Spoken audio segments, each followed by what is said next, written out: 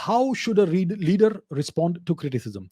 Many dictators are despised for their brutal ways of dealing with it.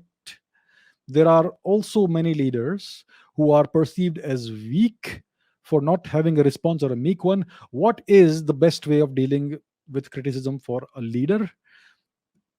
Please also answer this one more tiny question. Have you given a thought about writing science fiction? Okay, let's talk about leadership and criticism. How should a leader respond to criticism? It depends on the leader. A good leader will put the let's talk about national leaders. We can talk about all kinds of leaders. Even if you are a member of a family, you are in a way a leader. You can assume a leadership role in a small 5-person family or even a 3-person family.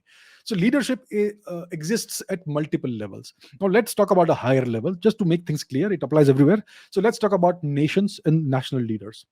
So if you are a leader of a nation, hopefully the highest objective for you as a national leader is to pursue and further and protect and promote your national interest. That should be the only objective of a leader, nothing else.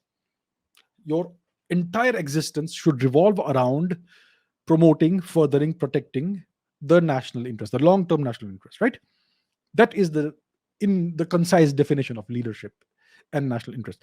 So if you are a leader and the only objective you serve or follow is to promote the national interest, and then if somebody criticizes you, then the only question you have to ask yourself as a leader is this criticism valid? Am I doing something wrong? Am I harming my nation's interest?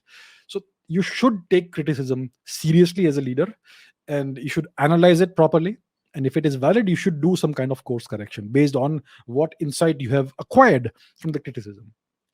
But unfortunately, there are many so-called leaders who don't uh, value the nation's interest.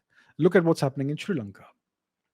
There's a family that's running the country, and they are right now busy trying to save their skin and try to stay in power. The country be damned. So there are leaders like that. Those are not real leaders. A leader is someone who serves the country. When you have a person in a so-called leadership position, but they are serving their own family, they are not real leaders. So you cannot consider such people to be leaders. I'm just giving an example. There are lots of other examples like that. Uh, I'm sure you can think of many of those. So a, a genuine leader, a true leader, will take criticism very seriously and introspect based on the criticism. First, analyze whether the criticism is valid, it is genuine or not. If the criticism is valid, then they have to understand where they are going wrong based on the feedback they have received, and they should make the appropriate course correction. So that is the correct way for a leader to respond to criticism. Don't take it personally. The nation is above the leader. The leader is merely a servant. So if the service, there is something wrong with the service, they need to do course correction. Even if it proves that they were doing something wrong, so be it. Serve the nation. Forget about how you look. So that is how a true leader should respond to criticism. Have I given thought to writing science fiction? Not really. I am a big fan of science fiction.